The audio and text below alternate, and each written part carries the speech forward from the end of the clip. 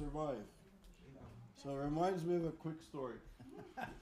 It was outside the walls of the Vatican, and there was a rabbi and a priest on the ground begging.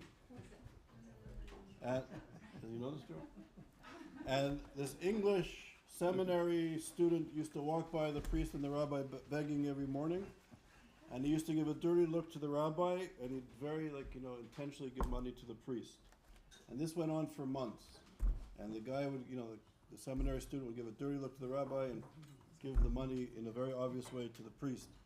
And after 3 months, this priest turns to the rabbi and he said, "Don't you understand? Everybody doesn't want you here. This is the Vatican, and why are you here? Nobody gives you any money. I've never seen you have money in all these months, and everybody gives it to the priest. Why don't you leave?" So the rabbi turns to the priest who's begging and he says, "Moshe, look who's telling us how to do our business." On this note, so it's an honor and a pleasure that Sunni's here. Sunni Ali. Sunni is, among other things, a research fellow with ISGAP. He's an associate professor at Northeastern Illinois University, NEIU, and is in the Education Inquiry Curriculum Studies Department. He received his doctorate degree in Educational Administration from Roosevelt University and holds a Type 75 Principal Certificate, a Type 9 Social Science Certificate, and an LBS-1 Special Education Certificate endorsement. Professor Ali has more than 25 years of high school teaching experience as a social science and special education instructor, and 2 years as a district administrator. Since joining Northeast Illinois University, he's produced 12 published journal articles and 4 texts. And although Sunni teaches at NEIU, he mentors and works with diverse learners at Chicago High School for the Arts. His passion, as you will see, is dedicated to commitment to youth and adult learning, which remains constant in his work and his education, as well as music and culture. And today he's going to speak. This whole thing got messed up here. Sorry. Where's the... Here we go. Yeah.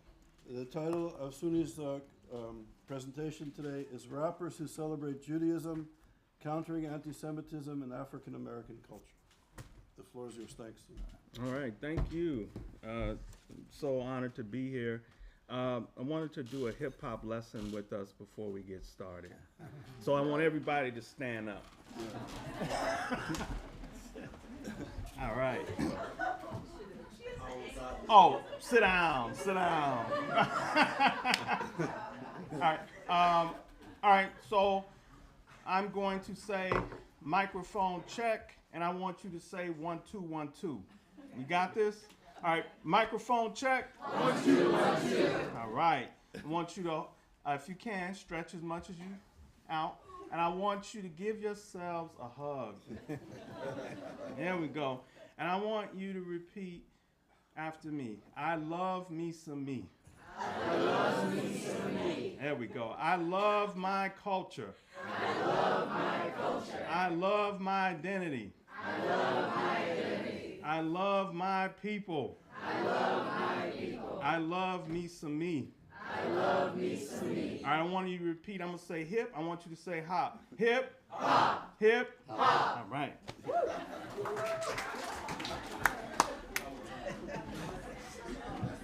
That was the best lesson of the program. Yeah, we can go home now. Well, I mean, but what you just exercise you went through is affirmation. It's affirmation. Hip hop in its origin story, it brought value to communities that have been marginalized, underinvested, that people had really gave up on. But the strength and beauty of hip hop and people creating this powerful music that now is global. It's global. I was walking down the street and there was a guy out there and he was rapping. And I just stopped and he had the beats. And I was like, wow, like hip hop is everywhere in the world, right? And so part of that beauty is that it affirmed people's identity, their history. It said, look, we're not going to allow the streets, as messed up as they are, to define who we are. We are going to become something much more powerful, and we're going to teach through our music, through our lyrics, the importance of accepting and recognizing your identity and believing in yourself, that you're much more than the conditions that attempt to define you as a person. That's very important. In that origin story, the authentic voice found in hip hop has profoundly affected generations for more than 4 decades, with the classic pulsing 808 bassline beats, metaphorically laced MCs rocking new stylistic dress codes, and mural taggings provide spectacular visual displays and industrious engineered breakdance maneuvers. The culture of hip hop has indeed defined and influenced Generation Xers, Millennials, Generation Zs. The global community embraces what came out of the boroughs of New York, right? That came out of Harlem and Brooklyn, right? And South Bronx. Pioneers of the industry like Grandmaster Flash, right? Kool Moe Dee, Curtis Blow, Sugar Hill Gang. They were the reporters for a community denied access to quality media coverage. The media too often saw urban residents, inner city residents, in disadvantaged environments as complicit agents of their poverty and violent crusaders for chaos and dysfunction. The humanization that came from the sounds and messaging of hip hop countered the misperceptions and misinformation that vilify urban communities. Hip hop declared to the world, post-civil rights and anti-Vietnam, that ethnic enclaves of people, particularly black and brown folks, right, and our Jewish brothers and sisters, right, that we had a valuable voice, a synergy for radical change. The artists captivated the dreams minorities harbored about a brighter future to uplift themselves and their communities out of poverty, right? So it's not coincidental that a lot of the grassroots people who started hip hop, they were conscious rappers, right? Their lyrics of hip hop were like a survival guide to our community, similar to the Negro Green Book or Black Book that taught one how to navigate racial and economic marginalization. Words from conscious hip hop messengers reviewed important cultural principles and tenets, renewing the spirit of Malcolm X, the Black Panthers, and other nationalist teachings for the hearts and mind of youth. People from this era were proud to rock the Malcolm X hat or show off an African medallion or Egyptian ankh, symbolizing change, agency, and societal transformation. More than anything else, hip-hop challenged how individuals from these communities perceive their realities or shortcomings, right? So it was KRS-One said knowledge reigns supreme over nearly everyone. Like, you have to read. Like, when you had a book bag, when hip-hop started off, everyone had a book bag and there were books in it. And it was conscious books, right? And the belief was you had to seek knowledge from the cradle to the grave, right? Now, what happened? right? Now, how do you get trap music that celebrates sex slavery of women? How do you get drill music that is really honor killing rappers when they insult each other, right? How do you devolve to anti-Semitism? How do you celebrate misogyny? Man, how do you use the N-word more than a Klan member throughout your song, right? So there is a shift that happened in hip hop as corporatocracy, right? We call it globalization, takes over. Hip hop becomes commodified. So to get that real hip hop, you have to go underground. You have to go in San Francisco, in the Bay Area underground, and get that type of music. You have to go underground to areas where people are very diverse and accepting of everyone in that space, that you're here as a community, right? And that is the beauty and power of hip hop. But what it saddens me, even during this lecture, and it's harmful to our Jewish brothers and sisters, is the fact that you see mostly black men who look like me being anti-Semitic. And some of it is out of ignorance, because through the conscious music, there are vehicles that come up and surface. I know Ice Cube don't want to hear this, but anti-Semitism comes into hip-hop because of Pan-Africanism, right? Black Hebrew Israelites, the whiteness theory, and we know Louis Farrakhanism. These are the four areas. Through the conscious era of teaching, knowledge reigns supreme over nearly everyone.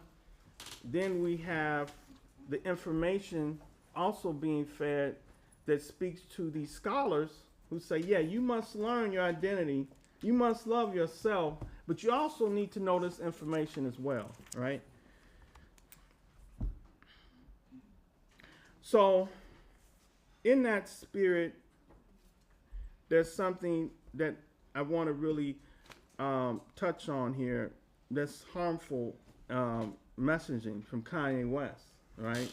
But Kanye, like some artists that use use anti-Semitism, a lot of the first part of this is talking about Afrocentrism and how it really taught anti-Semitism to its artists, right? Afrocentric hip-hop certainly provided a conscious voice for artists during hip-hop. The music served to speak against racial oppression while restoring the beauty of black ancestry connection to Africa. Afrocentric hip-hoppers used their Pan-African references of Marcus Mosiah Garvey, right? Up Ye Mighty Race, Dr. W.E.B. Du Bois, and Malcolm X. The intellectual scholarship also fueled the messaging cast in hip-hop by notable figures like Dr. John Henry Clark, Chancellor Williams, Dr. Ben Jochanan. The Afrocentric intellectuals declare Africa as the origin of humankind, noting the historical achievements and gifts springing forth from the diaspora. At the same time, they lent themselves to what became known as the replacement theory. And from the Afrocentric point of view, what is the replacement theory for them? It suggests that the original Jews are Ethiopic and begin their historical trek from Ethiopia into Egypt. The Jews split into various tribes after Moses and the emancipation of Jews from Egypt. The various tribes would migrate to different lands, spreading their religious views into Europe. And this is where we get our Ashkenazi Jews, and this is a direction they go into, that after World War II, Afrocentrists suggest that Ashkenazi Jews would eventually become the face of Judaism and dominate the faith's historical trajectory into Israel. Afrocentric scholars such as Leonard Jeffries assert that the state of Israel is a white colonized territory carved out by Western nations that replaced the Palestinians and prescribed the European or Ashkenazi Jew as a hierarchical status in Israel. According to Dr. Ben Jochanan, now a lot of these books, Black Man of the Nile, my father had this book and I would read at it. And so when, I was going through the book and it was interesting. I found this quote where he asserts the fact that, Ethiopian Jews were replaced by Ashkenazi Jews and not really accepted as being Jews, right? And so that's the type of anti-Semitic rhetoric that a lot of hip-hoppers and Generation Xers are listening to and reading and becoming conscious, right? And that becomes problematic. And so it's no coincidence that, you're going to hear something from Kanye, because Kanye West is of the same generation that read the same books. And yeah, I'll play what he has to say.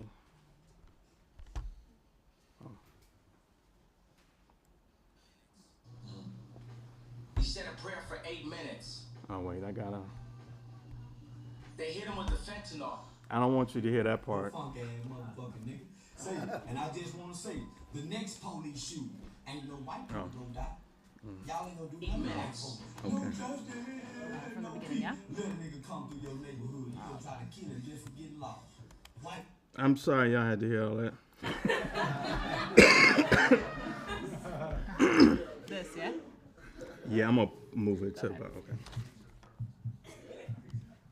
All right.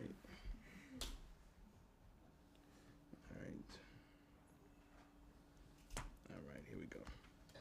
I gotta tell you something. Where is a black guy that has a Jewish person signed to him? Point it out. Tell me that. Where's a black person that's signed to a Jewish person? All of them. Basically 90% of them. On TMZ, I just saw yesterday, they said Pete Davidson and Kim have sex by the fireplace to honor their grandmother. It's Jewish Zionists that's about that life, that's telling this Christian woman that has 4 black children to put that out as a message to Q, because Q been labeled an anti-Semite. First of all, we are Semite. We Jew, so I can't be anti-Semite. Right. First of all, people have owned the black voice, whether it's through us wearing a Ralph Lauren shirt, or it's all of us being signed to a record label, or having a Jewish manager, or being signed to a Jewish basketball team, or doing a movie on a Jewish platform like Disney. All right, I'm gonna stop it there. Our culture with the dark. Yeah, and I think you heard enough, right? But I think what oh, thank you, El Shaddai. What I think is important too is that the whole rhetoric of, that you can't be anti-Semitic, as we heard from the professor. That's a European term to begin with, but the Afrocentrics taught that, okay, if the Ethiopians were the quote-unquote original Jews, then through the African lineage, then we are Semitic people too. This is how it is taught. So, like, I know it sounds very crazy, but it's when you are oppressed and your identity is constantly marginalized, you're looking for hope and you're looking for messages that give you a sense of purpose and identity, right? And so the value of hip hop does that, but at the same time, some artists take in other messaging that isn't good, right? And so in that, this is where anti-Semitism lives and breathes. And this is the challenge. And then again, Pan-African scholars are edified and deemed, Pan-African scholars are edified and deemed in hip hop as being intellectual warriors, right? Through the music, you can hear people mention John Henry Clark, mention Dr. Leonard Jeffries, mention Rudolph Winsdor in his book From Babylon to Timbuktu that kind of reports this same negative messaging. But they're seen as these intellectual warriors. And Professor Griff, member of Public Enemy, he also was the Minister of Information in Public Enemy. He's made some very insulting anti-Semitic rhetoric as well, and that's very harmful. And so again, they get this lens through a lot of the Afrocentric scholars, right?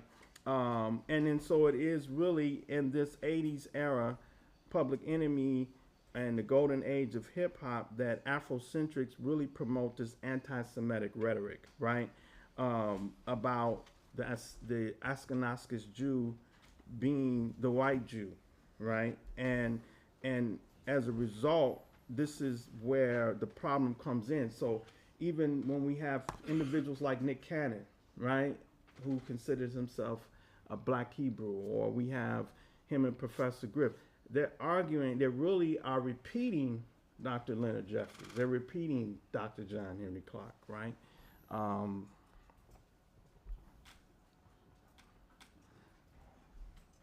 right, I may need help again. Okay, I think okay. Okay, all right. With the Honorable Minister Farrakhan being silenced on Facebook and other platforms, because they attempted to silence Minister Right. Fairfax right now, and they did the exact same thing to you. If the true children of Israel Are black people. why is it such a problem to speak the truth? It became a problem for us because of the propaganda machine.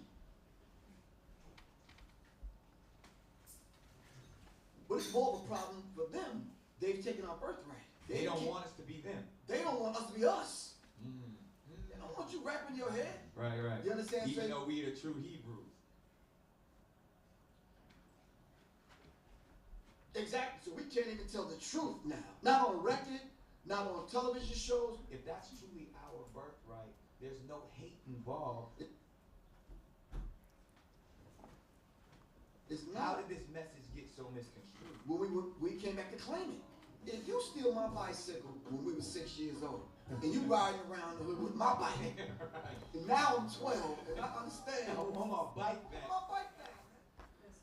Yeah, and so this is where this is this repeated anti-Semitic rhetoric. So being conscious just means that you are intellectually aware. You're intellectually aware of who you are, your environment, how you can shape and be progressive in the world, right? And so this rhetoric was denounced in the 80s, right? It still flourishes today, and it flourishes in different ways, in which I'll share eventually. We've also know about the black Hebrew Israelites. There's a lot of negative views that the black Hebrews have, but there have been hip hop artists that were black Hebrew Israelites, and also celebrated some of the teachings through their music, right?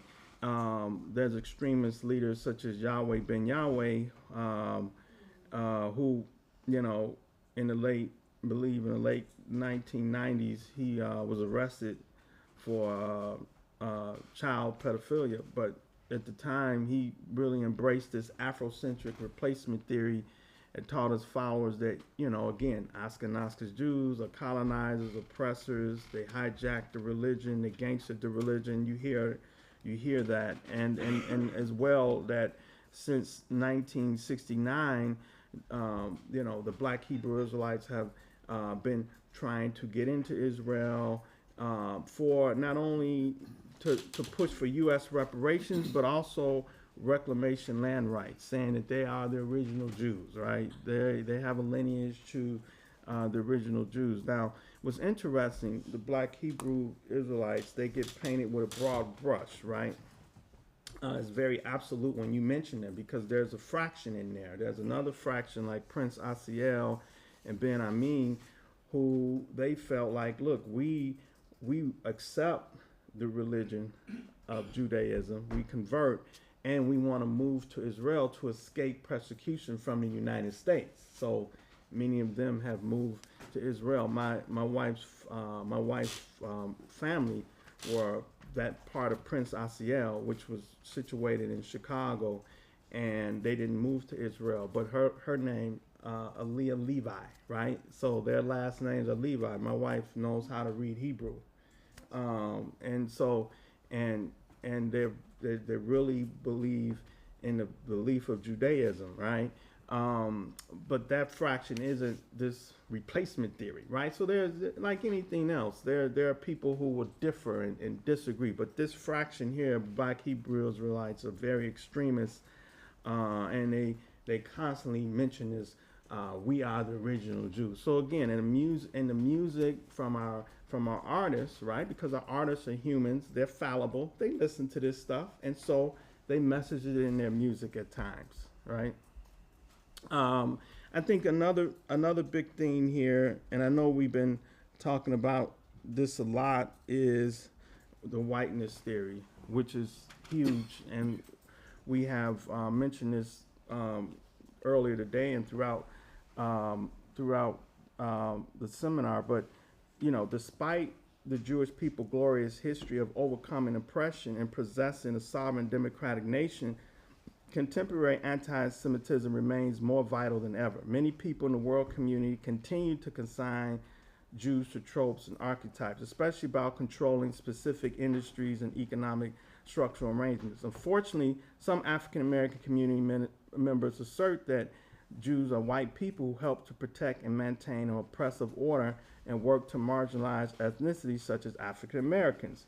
With their struggles being so similar, how is it that these two ethnic groups at times collide over identity, class, and racial matters when their efforts are similar? The whiteness theory explains how it impacts African Americans and Jewish American allyship. The theory suggests that since the mid to late 20th century, the post-World War II era, ethnic groups who were once marginalized and skewed as the other became white, which changed their social and economic status. Before this, specific groups such as the Italians, the Polish, the Irish, and Jews were the victims of similar racial attacks and deficit categorization as African Americans. However, these European groups could assimilate over time because of their white skin, something African Americans could not do, allowing them to become a dominant cultural member. So, of course, this is from Noel Ignative, who wrote a book, How the Irish Became White, right? And so in that, he's talking about how these European groups in America accepted and embraced the whiteness theory. You know, they were really pushed into it, more so than being embracing it. Through this same lens, Jewish people began, and this is the belief of the whiteness theory, Jewish people were asserted as this white aristocratic force by some hip-hoppers. This caused many Generation Xers to listen to the music through the 80s and the 90s to view Jews as these oppressive agents. As hip-hop taught self-empowerment and community reform in the spirit elegy of Malcolm X, it condemned white oppression and demanded the system to change.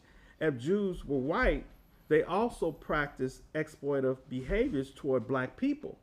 As James Baldwin mentioned, the Jew profits from his status in America, and he must expect Negroes to just trust him for it.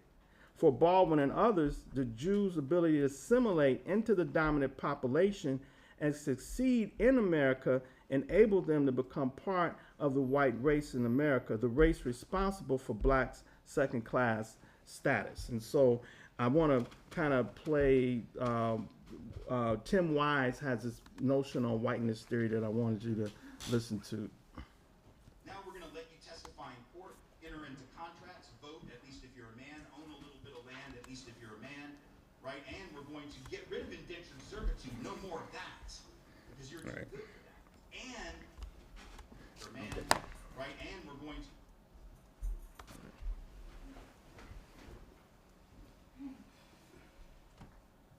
let me say that again. The whole history of America is the history of rich white men telling not rich white people that their enemies are black and brown. It starts in the colonies of what would become the United States. Let's remember, during the colonial period, mid-1600s, there was no such thing as white people. I know some people who are now called white find that shocking, right? Because they think whiteness is real. But whiteness was created. Europeans didn't call themselves white. We didn't call ourselves white. We weren't all members of one big happy family. Are you kidding? Have you studied the history of Europe? The history of Europe was about killing each other. That's what we did in Europe. We just killed each other. But when we figured out there were other people to kill, we just killed each other. I mean, that was the history of Europe. The English hated the Irish, right? Northern Italians didn't even think that Southern Italians were Italians.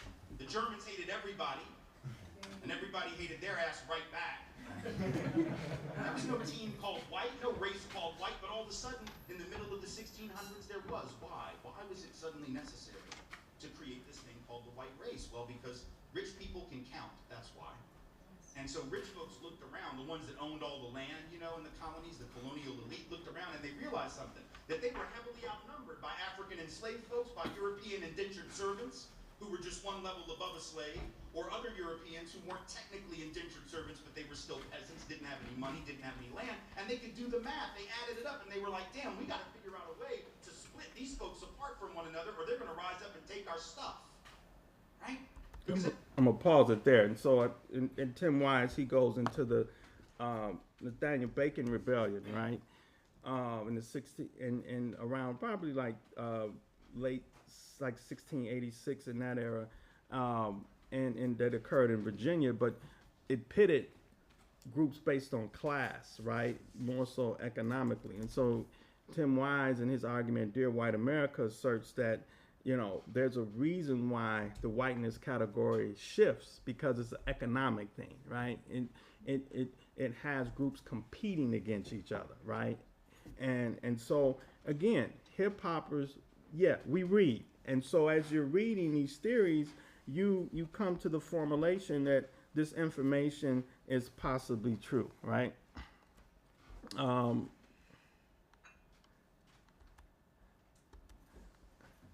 right, and then, oh, I'm sorry. Oh, yeah. And so if Jews are white people through this same lens, then again, they must be part of this white aristocracy, right? And so that is the problem that we're seeing, right? And so part of this issue is that rappers who tend to see this and adopt some of James Baldwin's, not James Baldwin, but the position that Jews are white, then they're part of this oppressive force, then it's also assumed that they have money, they have power, right? And if they have power, then we can either do two things: learn from them, right, of how to access power, right? Because part of hip hop is this bravadoism, right? It's machismo. It's braggadocious. It's talking about how much you have, right? And how much you want. So in that, there's a celebration of power, right? Like Donald Trump in the 90s, he was celebrated by hip hoppers because he had money, he had women, he's powerful, right? And so what happens, there's a divisiveness in the hip hop community. One celebrates the Jews for having their own homeland, like through Pan-Africanism, right? That Pan-Africanism taught African Americans that you need your own home to escape persecution, to escape oppression from America, right? So in that essence, by Jews having their own homeland, that is powerful. And so there are rappers who celebrate that and celebrate Zionism, say we need to do that, right? At the same time, there's others who embrace the whiteness theory, and that is where the confliction is coming in. But then if you're white and aristocratic and you have money, then you're beating capitalism, right? You have the tools and the mechanisms to know how to beat capitalism. This is all, of course, not good thinking. We know this. But this is the mindset that if they have power, then they have access. And if they have access, they have opportunity. So this is something we can learn or exploit from them. So it's no coincidence that artists like Jay-Z are at the heart of this messaging is the protocols of elders of Zion, because what it's asserting is that Jews truly know how to access, manage, and control capital. They know how to leverage power and dominate over others, right? And this trope is throughout some of the music that you will make note of that I'm going to highlight to you shortly. And we know this is a fallacy because there are a lot of Jews that don't have money and that are poor, right? But the assertion is if we model ourselves like those Jews who have power, then we have what? Access. So on Jay-Z's song to OJ, it was a song he says in there,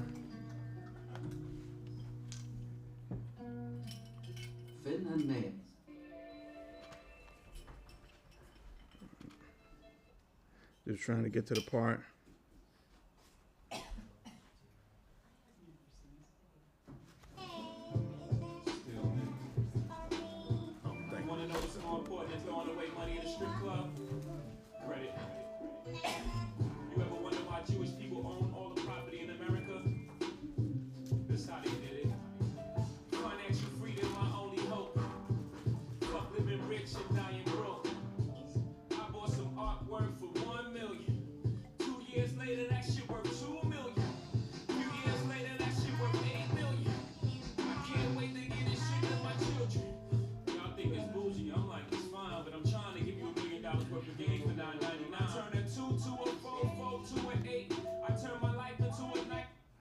So again, money, right? Power, the dimension of power. And so hip hop, and I mean, who doesn't want money, right? Who doesn't want power as a young person, right? And so for many of these hip hop artists, they celebrate it. They say, look at the Jews. We could be like the Jews. We could have money. Look at how they come together and own property. But then it's a trope.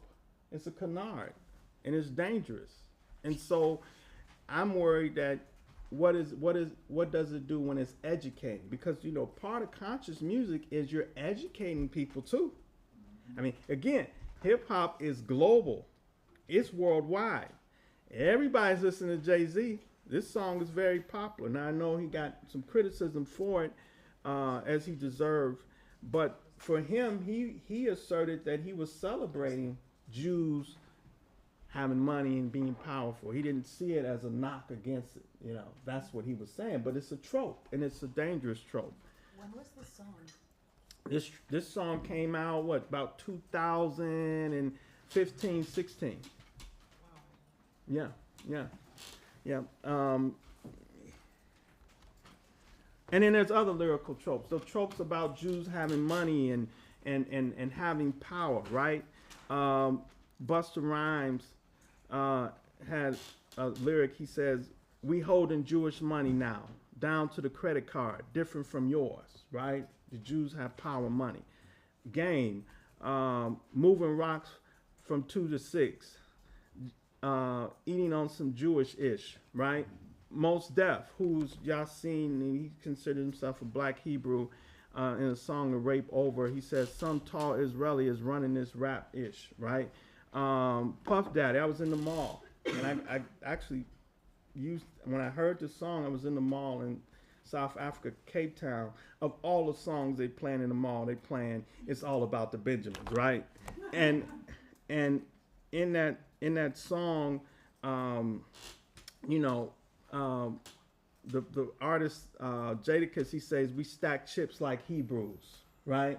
So it's all about the Benjamins, so we have to stack these chips like the Hebrews. Meek Mill, and so I'm doing more current lyrics because oftentimes when we, younger people will say, well, Sunni, you stuck in the 80s and 90s, right? you talking about Public Enemy, man? Look, what?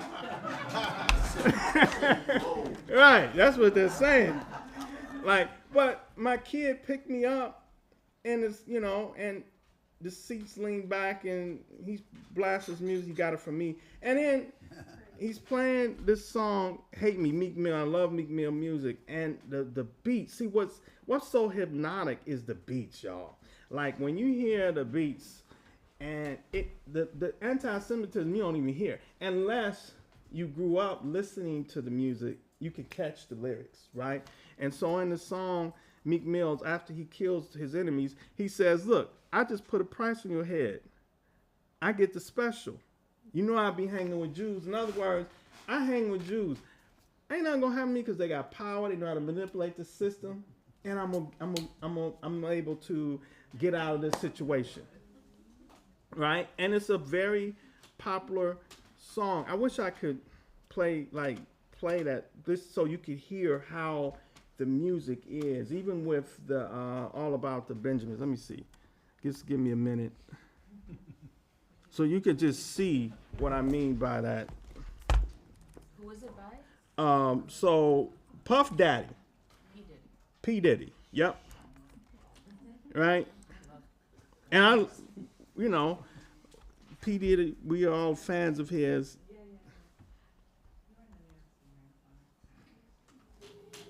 We don't want to listen to Kanye no more. I'm sorry.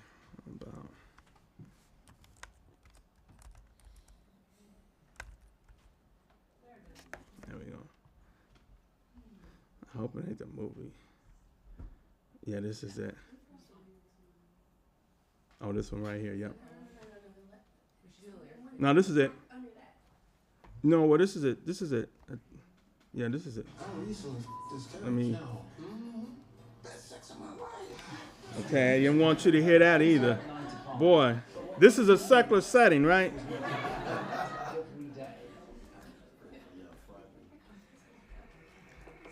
All right, so I'm in the mall, and I mean, this the sound.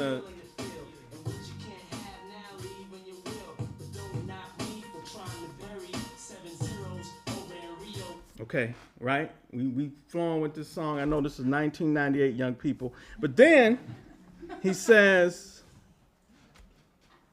this is Jadakiss.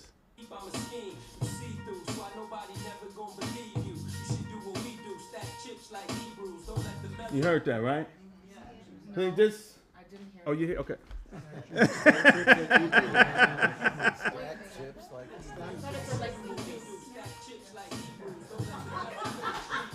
All right, there we go. We got our club music for the night, y'all.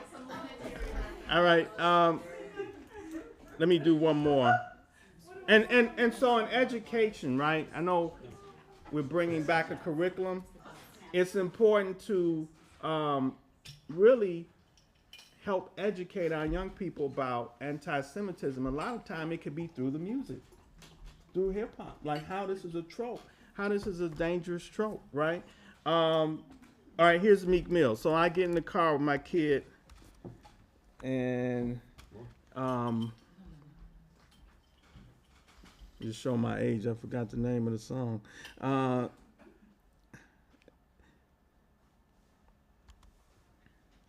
And it's Hate on Me, right? Hate on Me. Okay, let's go back. All right.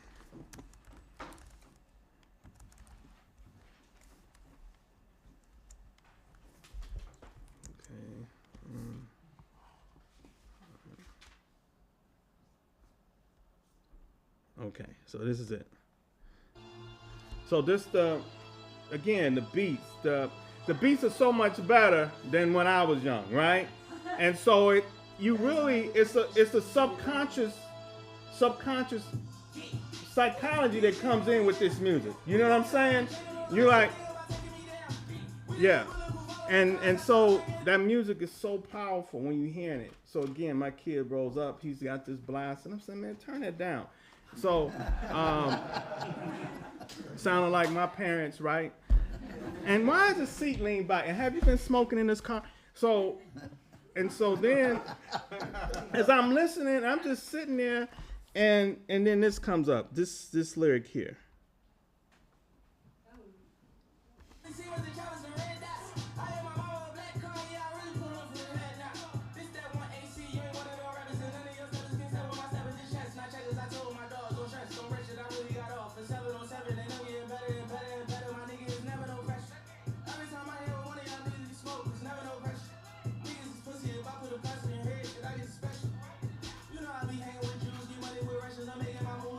You heard that, right? Yeah.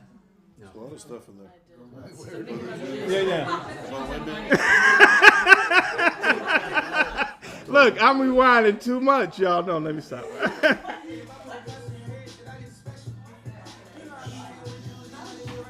You ain't hear that, All right, I'll do it one more time. But it's also stuff about women and other things. Yeah, I mean, like, he's killing people. He's taking out his enemies. He's saying power. See, that's the danger of saying power. Now, let me say that, because those who oppress, you're tired of being marginalized. So when you develop these mindsets of power, you do anything, especially when you're coming from these disadvantaged spaces, right? So in a way, you know, there are definitely hip hop artists that celebrate the power, right? They call it gangster, being gangster. Right? That by you taking over or you having this money, man, you gangster. And that's the mindset that our youth, especially in a lot of urban spaces, have.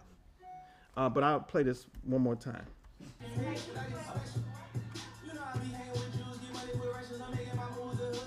Okay, I'm hanging with Jews, I get, you know. So even when I go, even after I kill you and do all these things to you, the Jews are gonna help bail me out because I'm hanging with them.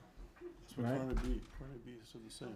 Yeah, Cardi B. So like these are tropes throughout the music, and so yeah. All right, so we got some defense lawyers here talking. No. About, Thank you for that. No, gangster is not a good thing. And so it's, it's a negative. It's negative because there's so many disadvantages and harm that comes with it, right? And Gangster is not a good thing. no, not in the real world. No, we don't want gangsters. But what I'm saying is that part of that power dimension, right, of accessing wealth and getting money, right, and overcoming your circumstance is you gangster, right? You acting so the display of guns that appear in videos, right? You really see this in drill music. Drill music is power. Drill music is where you rap about killing your enemy, and then they go out and literally do it. What? Yeah. That's crazy. Yeah. So, but this is this is where hip hop has devolved. I know I got only a few minutes. Let's see. All right.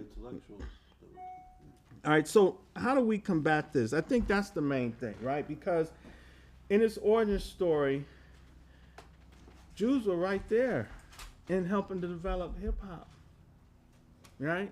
They were producing it. They were helping distribute it, right? One of my favorite Jewish groups, the Beastie Boys, right? And in another group, Third Base. Third Base was very popular. And Third Base, the artist, he found Nas, right? He helped to promote Nas and distribute his music and get behind Nas. So there's a great alignment of Jews and blacks working together in this industry, which is very harmful when you hear and see this anti-Semitism. I think, and Doc, I have this one for you again. Let me see. This is Drake, right? Drake celebrates, the bar mitzvah, yeah, and I don't have it on here now, but Drake is very popular in celebrating. Drake is black. I think his mom is Jewish and his father was black, and a lot of his music celebrates Judaism and celebrates being black Jew and the importance of that, just being a Jew and the pridefulness that comes with that. And so again, there's this Canadian Jew. And Canadian Jew, right? Canadian Jew, right? And then again, the ideal. There are many artists who see Israel as a model for African Americans, right? That we should have our own identity and land, right? And emulate what the Jews have done and going to their homeland and resurrecting that. And there's power, and there's a lot of pridefulness that is viewed from African Americans who see our Jewish and brothers and sisters, because the struggles are so similar, especially when you think about the alliances that have been formed. And then I think this is where I'll wrap it up. But like Rick Ross talks a lot about the power dimension, right? But he celebrates Zionism. He celebrates the fact that you have your own economies that you run and control, right? And that's powerful, and that's something that African Americans should be striving to do. Eminem went to Israel, visited Israel. He said, man, it was so diverse. It was totally the opposite of what he thought. He thought it'd just be this religious society. He said, man, it's so diverse. Everybody's cool. And so he talks and brags about going to Tel Aviv and his music. And so there's that alliance. And I know there's this negativity out here. It's just really educating these guys about, hey, Puffy, I know you bragging, but that was a trope. Let's not do that again, right? And I think that's where our young people come in, because as you become more aware, you know to teach others and educate others not to do it. And I think that's where the improvement will come. But also bridging and re-educating, right? We know anti-Semitism is the oldest form of racism. The Nazis murdered the Jews for not being white. The Jewish faith is very diverse and global. Anti-Semitism remains strong around the world, especially in Europe. And anti-Semitism perpetuates genocide. And so when we hear anti-Semitism, then we have to push back on it because it is deadly and it is harmful. And unfortunately, we probably next.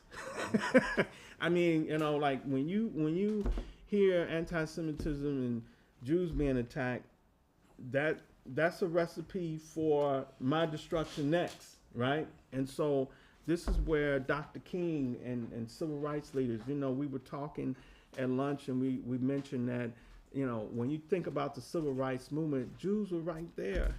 You think about a lot of even the most black progressive nationalist organizations like the Black Panthers, the Jews were helping to finance and support it in many ways. So, you know, but then they're written out of history and they say, well, whites and blacks marched together. No, these were Jews that were right alongside blacks in fighting that because they saw when many Jews came here after World War II, they saw Nazi Germany.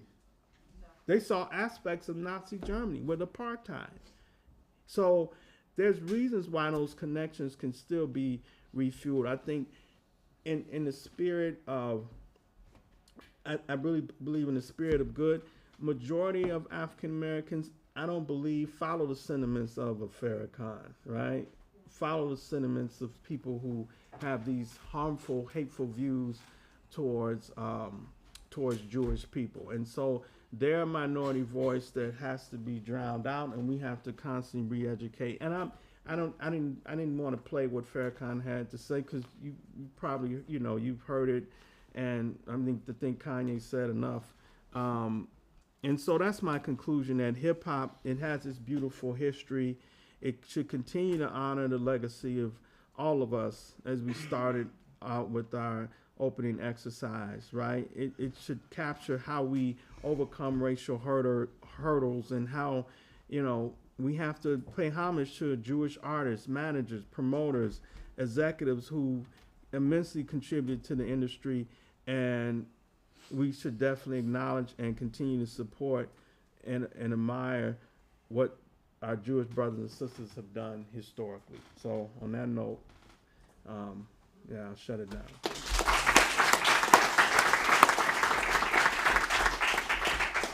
Thank you very much for your work and the message.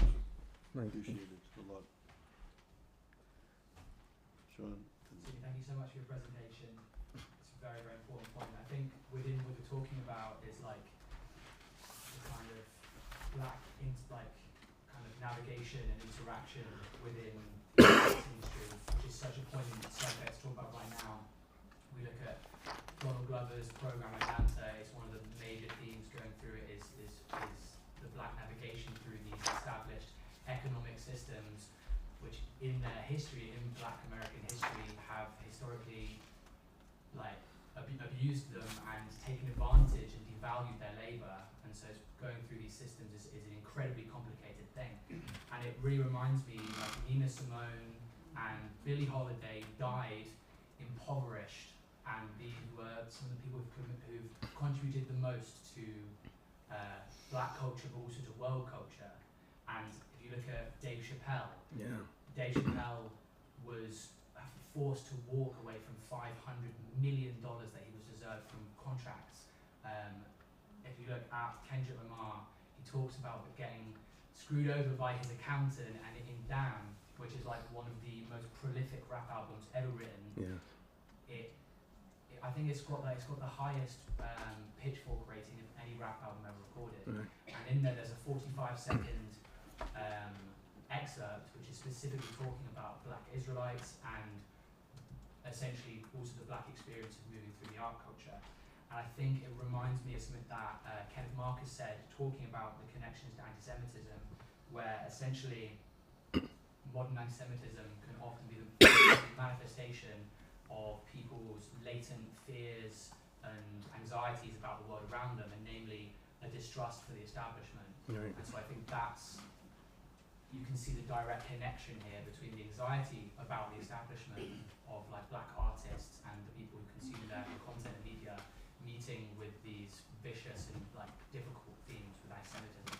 So I think that you put together a really good presentation of those bridges. So thank you a lot. Thank you. Marilyn?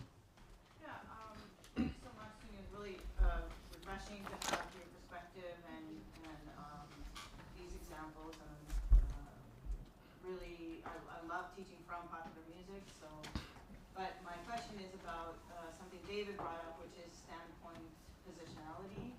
One thing for you to stand up there or sit up there and to bring this to us, and it's another thing for me to bring this kind of material in the classroom. You know, is that appropriate? Is that, am I the person to do that? Am I, do I have the right to do that even, right? So I think that there are some very sensitive issues here which I'm teaching a course on anti-Semitism. I want to navigate with care and understanding and respect. Yeah. Yeah, I think it's perfectly fine. I think, you know, as an educator, we're trying to use as many tools and references and resources we can to engage our young people, right? They know this music, they listen to it. When you identify something in it that's harmful, they go, oh, I didn't know that. You know, and the young generation to me is our hope and future, right? Like, look, Mr. Farrakhan is 90 years old, y'all. You get where I'm going with this? It's our young people who will make the changes we need to have happen. And so in that spirit, you know, we should make them aware and make ourselves aware that we're in this learning, engaged community. And you probably would be the cool teacher when you do it. No, I wouldn't take it that far. Mitchell. Sorry, Mitchell. Then. So, I think my question is, you know, some of these rappers like Jay-Z and others, they have money and they have power. Right. So, what's the seductive draw that they would have? Because I think Jay-Z and Kanye West and some others have actually spent time learning with Louis Farrakhan. Mm-hmm. Right, yeah. So what's the seductiveness and the draw? If they have the money and the power, they have the platform. Right. What draws them to Farrakhan? And then the second part of my question would be, what's the response for, you know, for those of us, this is probably more of a parenting issue than anything else, right? Because I had the same thing. I didn't realize nothing about the Benjamins until I saw it on my kids' playlist, but somehow ended up on my playlist. And I started to figure that out. And I was like, kid, didn't you know? Didn't you hear the lyrics? And they're not listening to what. No. They're not listening to it either. And until you bring it to their attention. So my response as a parent is, don't buy it. Why are you buying this material? Why are you supporting this kind of hate, even if you don't? Because every dollar you're giving encourages the artist to do it again. So I agree. Those two questions, but Farrakhan is most important. Yeah, well, Farrakhan, I didn't get to that in time's sake, but a lot of rappers, there was a void, you know, at the time when the music was manifesting. A lot of the older generation, particularly civil rights era parents, were really against it. They didn't really support it as much, and so the youth were like looking for, how should I say, more elderly people or statesmen to say, hey, this is some good music. And so during like the mid 80s, when there was this conscious movement of you know, blacks accepting, embracing Pan-Africanism,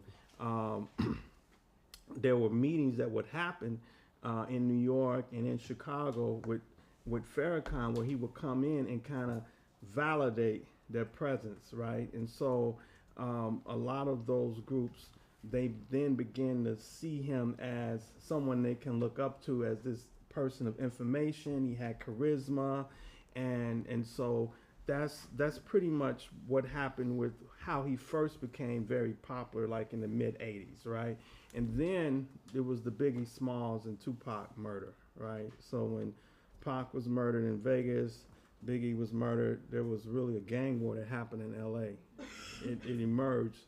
Farrakhan, Nation Islam went in, kind of created a peace truce at a summit in Chicago. He brought all the rappers in, And so from there, he gets the stamp approval of being the sensei, right? So from the 80s, you have, the mid 80s, you have groups who are like nationalist conscious groups who are looking for guidance, right? And looking for civil rights figureheads to embrace the music, and they're really not. And then you have Farrakhan to step in. So it's a vacuum, and he fills that void. And also, just before James, on our website, on the ISGAP website, which is not so organized, but there's a film that Sunni played a key role in, looking at hip-hop and anti-Semitism, and there's a whole section with Farrakhan, his influence in music. James? I just want to say that I really appreciate the way you gave your presentation. I don't know how many of y'all picked up on it, but he was talking about hip-hop,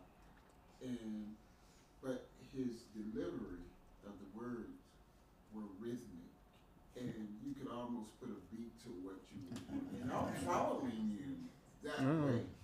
I should have kept reading, man. and so, these things actually, help to get the message across to the audiences that you need. She talked about whether or not it's appropriate.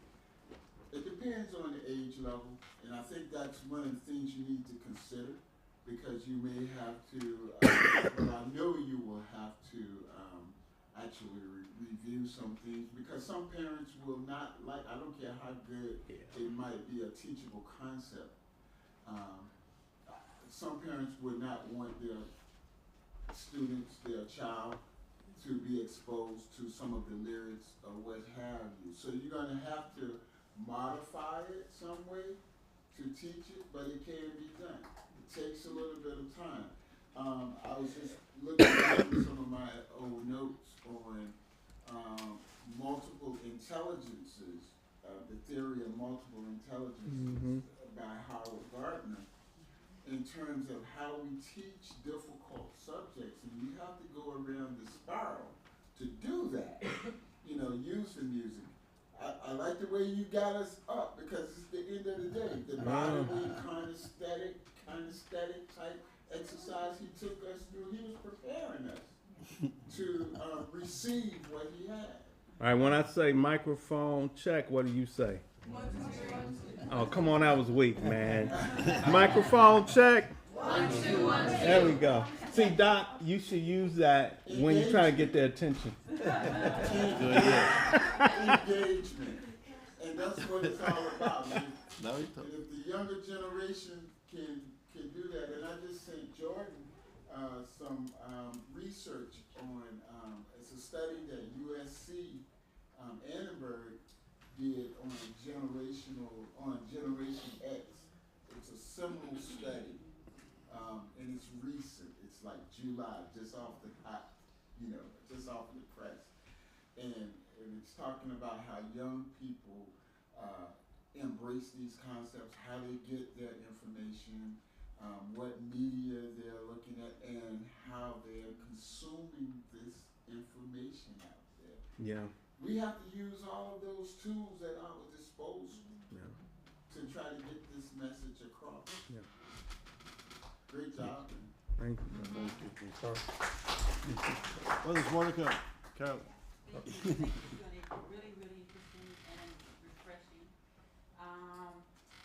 And I have a question, but I also want to share that my students, so I teach about anti-black racism, but when my students come and I teach about representations in the media of all sorts of oppressed groups in the U.S., but my students at the end of the course really, really ask me, can you please teach about Kanye West, anti-Semitism? And I'm scared because they don't know how to I don't know, how to channel it and how to bring it to the class. So you helped me a lot, as I want to say. I wanted to ask you, so you did touch a little bit about this, but if I'm trying to understand anti-Semitism here, is it, so Jewish people are not the most powerful group in the United States, right? Right. But they're still being taken as like an example of being powerful and like successful. So I'm trying to think, is it scapegoating as we started to think about it like in the last couple of days? Is it jealousy? Is it admiration? I don't know, or identification, so they identify with the Jews and really hope to be like them? Or is it like scapegoating the Jews and then you're starting to understand another thing about anti-Semitism? I don't know, so just wanted to. Yeah, I see it as not, well, Puff Daddy, I think he's more or less identifying and seeing the power in that. So I don't think, but it's a trope, right? Whereas other rappers who are mean-spirited, they mean it a different way. Give you an example, Ice Cube, you know, he mentioned something in the 90s about the owner of NWA Records, who Jerry Helen, who was Jewish and was a Jew, and he said, you know, based on the exploitation that happened with NWA, that kind of confirmed what he had been hearing all along, right, in that kind of hip-hop community among these African scholars that taught this anti-Semitism. So it confirmed that, and so he just went ballistic with this anti-Semitic vitriol toward Jerry Helen and Jews. But again, look, Jerry Helen is one producer manager. There are a lot of black managers and producers that also exploit their artists, right? And so just to single one person, I think from the conference we heard, when a Jewish person does something, right, extraordinary, or maybe he's done, because we're fallible, we're human, then now we're going to make you the poster child for everyone and say this is how Jews act. And so that's problematic. So, yeah, but before you, just a quick comment. And then also the stereotypes of Jews and people of African or African American, Black Americans, criminality and anti-Semitism and racism go hand in hand. Yep. There's a whole legacy of that. Yep. And I'm a little, I get there. So the two Harlan and Carolyn, you expressed concern, kind of from a place of respect, not to step on the toes. Like how do you critique anti-Semitism coming out of the African American music genres, right, of contemporary music? And maybe you can help me. But I think if we're scholars, and scholars of anti-Semitism, let's say, or anything, any other racism, sexism, and we see manifestations of it coming from a certain sector of society, I think, you know, in a respectful way, I think we have to engage it and analyze it and do it. And I don't know if there's like a false. It's challenging because the minority, like I teach also about Islamophobia, and I'm cautious when I teach or want to teach about anti-Semitism that comes from Muslim community. So I'm not saying not to teach it. I'm just saying that I'm cautious. So I get it. So I think this is, to me, this is very important. And then I'll turn it over to you. I think in the position that Jews, American Jews in particular, are being put into or occupy, puts us in this sort of almost like a false liberal space. We can't criticize certain things, otherwise we're going to be labeled what we already said we're labeled as.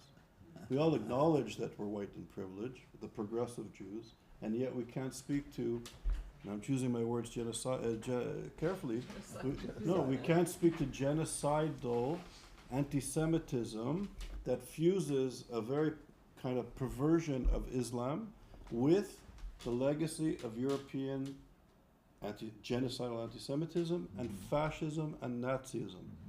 What the Muslim Brotherhood is doing, not Muslims and not Islam, but the Muslim Brotherhood, political Islam, it takes European Nazism and it's engaged in trying to every day carry out today, as we speak, an extermination of Jews.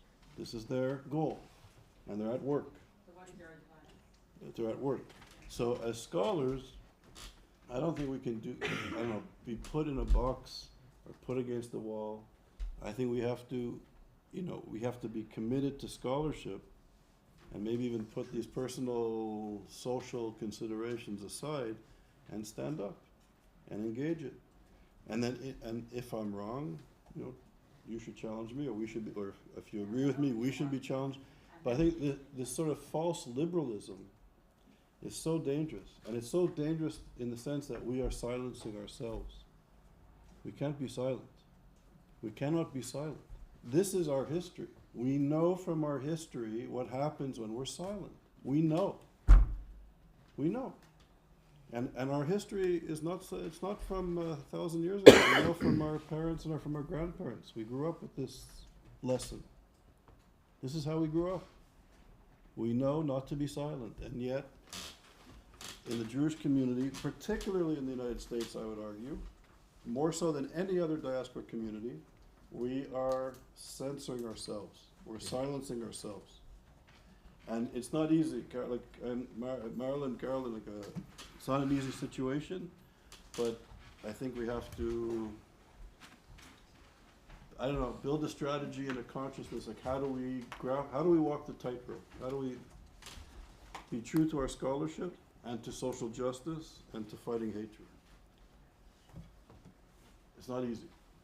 No, I agree with that. No, go ahead. Good. No, I agree. I think we have to be brave, be truthful with each other. We have to have critical conversations, right? Critical conversations. And so music is one way of bringing this into a school space, right?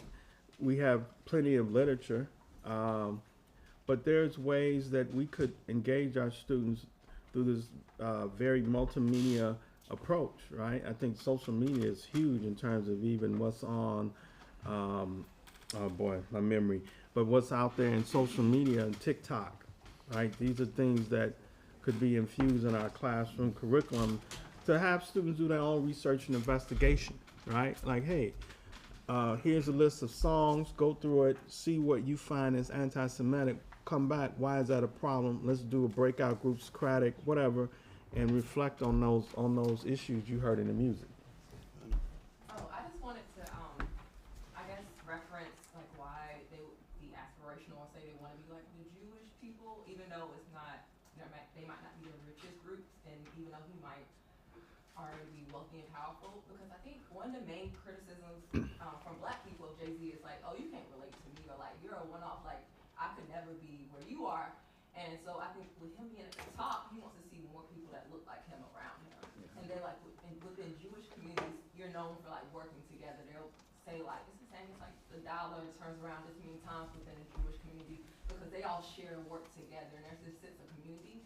So I think that's what the more admiration is. I mean, there are definitely tropes and problematic things, but the admiration aspect is like, okay, I want us to do this as a community, and like my manager, why can't we be financially literate? Why are we just the talent all the time, you know? Right. So yeah, that's it. Where that's coming from. Yep. Yeah, that's good. One of my criticisms is that Black people don't work together, for the good of the whole community. Naomi, then. I just sort of wanted to go back, and I thought you just actually offered a good strategy for this, but I really appreciate, first of all, I really appreciated the presentation. And we Thank actually have like a hip hop major in my university, so I want to Good. talk about talking.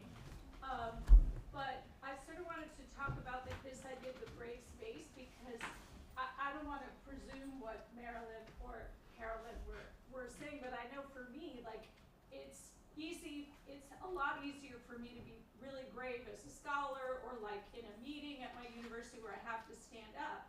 But sometimes I feel like, as you know, just to talk about standpoint positionality, like as a Jewish woman saying to Black students, like, hey, listen to this music that's anti-Semitic. That's, I think, a challenge for me.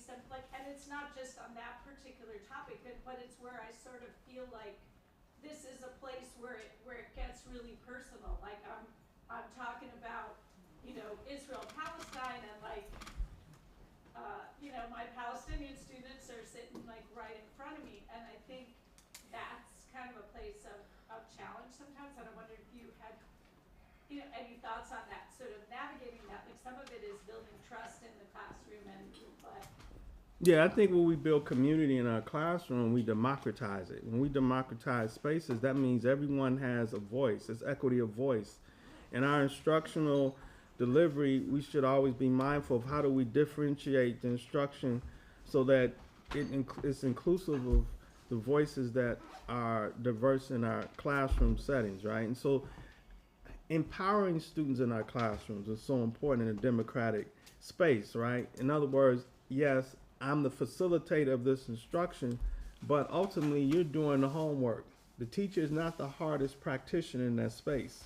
So you're doing the homework. I'm setting up the investigations for you to explore, to come back and tell me what you've learned and what you've gained from it, right? So part of that UDI or backwards design says, you know, and I think this is the problem, that, okay, here's some themes that intersect, and how can we learn from those intersections and themes that are emerging from this space that we are all investigating, right? But then we diminish. The problem with thematic teaching is that you're not really getting into the history that needs to be extrapolated and detailed and sequenced, right?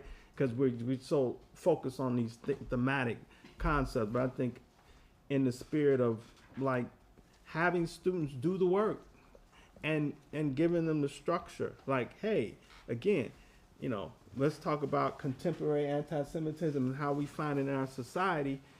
And here's some hip hop songs. Oh man, we gonna listen to hip hop. All right, I want you to go through the lyrics and see where you find possibly some anti-Semitism and tell me what you think and get a conversation. And that's where our teachable moments can come in. So that's reflection. And a lot of people tend to not use reflection in instruction. But reflection is a good way to make it personal to the learner. Right. And this generation, they're not with and I don't want to speak for you guys, but they don't like all that hatred and you talking down on someone and you making someone feel bad. No, they want to check that, right? Well, can I say something? Yeah. Okay, but as a future educator myself, I do think it's really important to show the significance of like different cultures of music and especially like hip hop, because there's so much more that goes into it, and there's such a big window that shows like what people are celebrating, what they're commenting on, and just like, you know, understanding kind of what's going on within the world. And I think that's really important and it's cool. And I liked your presentation, so my eyes didn't even droop or anything. I was like, are you admitting they were drooping earlier? No, let me stop. I just was going to say, I also love using music in classes, especially freshman seminar. I think it's so fun and engaging. And I do try to use like a lot of examples. You know, I'm in a really homogenous community. A lot of folks that don't know a person, a non-Christian person. I mean, like to be an agnostic is something so radical in my community. So I try to tell stories, I think, when I'm engaging, to your point too. I'm like, oh, you're Christian. Is this like, does Westboro Baptist Church represent you? Like, does David Koresh represent you? Like, to get into those spaces around extremism, and they're like, oh no, that's not that. So when we're talking about extremism, they have an example to work from. Right. So I think that's really fun. Also, it's super fun when I'm talking about music to talk about the Appalachian experience, and I know this is like just me and two other people in the room, maybe marginally, but you know, people really think of like old time and bluegrass as like this quintessentially white rural thing, but the banjo came with the enslavement of West African peoples, and when I'm telling my students, I'm like, actually, you really don't know. Like, let's be ready to be wrong, and that was the basis of rhythm and blues, and that is like a profound contribution from the enslavement of these people, and you don't acknowledge that, and that's like, oh, they're like, okay. And then last thing, just for a bit of levity, I always thought that line in All About the Benjamin was snack chips. And Naomi just reminded me, actually, that is like maybe the most Jewish thing ever. Thanks. Brenda? Oh, that's funny. Brenda, is it? No, did you want to say something? No? Did you want to say something? No, Sorry. Yes, no. Okay, no. please. Oh, I'm Well, sorry. that was a great presentation, and I've been sitting by you the entire week, and so it's great. I was just so proud. Oh, It was thank wonderful. you. You did such a wonderful job. So my question is, don't you think a lot of times the kids who are listening to these songs don't really always pay attention to No. the lyrics? No. And how dangerous is this subliminal message? Mm. I look back at songs Mhm. that I might have listened to, much different type of music, but you know, I look at the lyrics and I go, is that what that said? You know, Yeah. because I was more into the song itself and to the music than I was actually the message. And so do you think that's really kind of the case in all Oh yeah, it's subconscious. There's a whole conversation about music and subconsciousness and subliminal messaging. Especially the beats are hypnotic. You listen to those beats, it's like, whoa, right? And even the guy was out on the, just walking, and he put on the beat, and I said, oh, I gotta go back and hear this guy rap, right? And it was just crowds of people just attracted to the music, but the beat, and it's hypnotic. And when it's hypnotic, that's when your subconscious mind opens. So there are things being implanted in them you're not even aware of, right? So our kids like the beats, right? But then listening to the actual lyrics, that's different. From my experience on it, like, I'm certainly like a victim of not listening to lyrics. Like, I do just like the beat and like I'll put a song on my playlist if I think it sounds good. I don't even know what it's about yet. I talked to some of my friends and I'm like, because it seems like Kanye West is trending on Twitter like every month with something problematic that he's doing, and somehow it'll come up with my friends and they still listen to him. And I say, but like, what about like XYZ, the things he's done, like things he said about women and then anti-Semitic things he said, and they're like, yeah, I know, but like this album is still one of the best albums in music history. Like, you can't deny that. And so I think some of them are listening to the lyrics, but they don't care. Yeah. Because there's things that are just more important to them. And so would you try to tell them to stop listening to those artists altogether, to stop giving them those that money from it? Or, Yeah, that's a good. Where do they go on after that? I don't know. That's complex. Like you educate yourselves, right? Like, look, the first 3 Kanye albums, I'm not gonna lie, I listened to it, right? But I think like in educating ourselves about the hatred and anti-Semitism, that's when we have to push back. And I'm disappointed in him. The fact is that he wore a shirt which white people matter, right? White lives matter, right? Which is true, but then you say Jews are white. Like, it's just a contradiction. So, yeah, slavery was like, come on, man, dude, I gave up on you.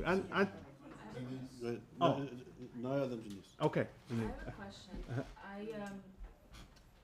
I had to teach the Harlem Renaissance poetry. Yes. And I found this poem by Langston Hughes called "The Negro Speaks of Rivers." Yeah. So beautiful. Yeah.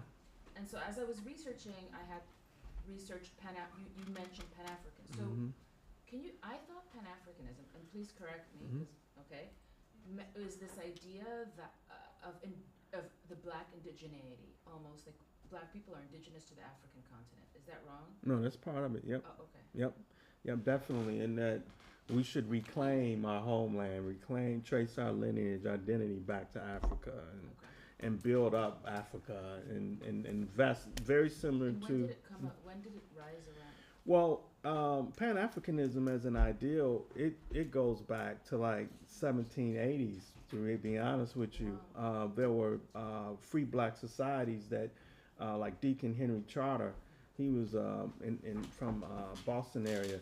They were or Paul Coffey. They were very, we need to go back to Africa. And so even in 1820, that's when you had James Monroe say, hey, we can.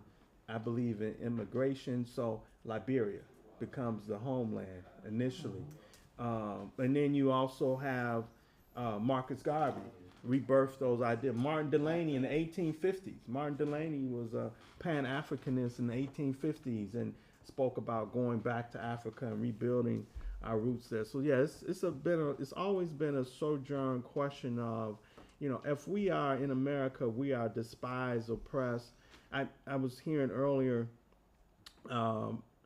when one of the professors said, well, America is the homeland, it was the safety net for Jews, right? For African Americans, we don't really see it that way. As Chris Rock said, I'm quoting Chris Rock, if you look at America, you got to look at America a little different. You got to look at it as an uncle who paid for you to finish school but molested you. Right? So like the thorns that America has given African Americans over the years is we have a different lens in how we view the nation, right? So there's a beautiful article on our website by Ansel Brown on Pan-Africanism and Zionism. Yeah. So, Jenny's. Okay, final comment, Lev, and then. I will just continue your question and raise a comparative aspect. Should we keep listening to it? And I ask myself, should we keep reading and seeing plays by Shakespeare? Shakespeare had some anti-Semitic comments. It's on the same way. Yeah. So I'm asking what you think. Yeah, I mean, in our fallibilities, we take the good and the bad, the ugly, right? It's a personal decision. Like, I'm, disappointed, disgusted with Kanye. I feel like I'm boycotting him. And then I hear the song, Good Morning. And I'm like, whoa, wow, like this song, and I can't turn from it, right? So it's problematic, and it's an individual kind of decision. Because, he is very talented, but then, I can't excuse some of his rhetoric and behavior either, so. So we're gonna have to end because we're over We can time. talk. Yeah, we can continue the conversation over dinner, drinks. Yeah, just a few housekeeping things. We have 3 sign-up sheets. So Shabbat dinner, final answers. I need them today. CST. If you didn't put a B next to your name, we will not be waiting for you at the bus. So make sure you do that, and also write your names on these, and then the attendance sheet. I know there's some people who didn't reach it. I have all 3, so you can come and do that here. Discussion session. Yeah, and then wait, sorry. And then also Diane has kindly offered to do a curriculum development mini course after hours today. So after everyone's done with their session, it's optional. But after everyone is done with the breakout groups, you can meet here, and Diane has graciously put together a short, you won't be here all night, a short curriculum development. So would everybody want to be here right after the breakout group at 7:15 or afterwards at 8 o'clock? Just yell. 7 or 8? 7. Okay, so after the breakout groups, meet here, 7:15. And one more thing on behalf of everybody here, Sunni, thank you very much. Oh yeah, thank you guys. Thank you. Where's the piece supposed to go?